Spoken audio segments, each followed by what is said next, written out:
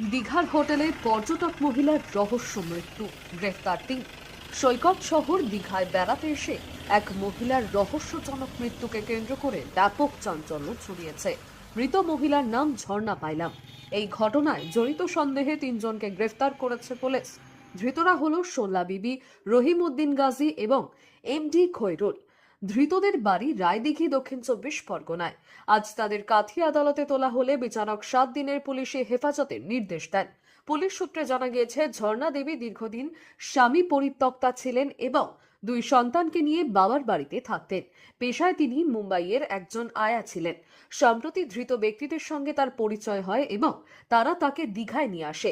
গতকাল দীঘার একটি হোটেল থেকে তাকে অচৈতন্য অবস্থায় উদ্ধার করা হয়।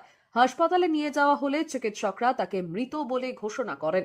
ধৃতদের দাবি, তারা সকলে মিলে হোটেলে মদ্যপান করছিলেন। অতিরিক্ত মদ্যপানের কারণেই এই দুর্ঘটনা ঘটেছে বলে তাদের দাবি। পরিবারের অভিযোগ, মৃতার দাদা সৌমেন কুইল্লা জানিয়েছেন তার বোনকে পরিকল্পনা করে খুন করা হয়েছে। তিনি ইতিমধ্যেই থানায় লিখিত অভিযোগ দায়ের করেছেন। পুলিশের পক্ষ থেকে জানানো হয়েছে, ঘটনার আসল কারণ জানতে মৃতদেহটি ময়না তদন্তে পাঠানো হয়েছে। রিপোর্ট এলেই স্পষ্ট হবে এটি নিছক দুর্ঘটনা নাকি পরিকল্পিত হত্যাকাণ্ড। ব্যুরো রিপোর্ট, সঠিক বার্তা।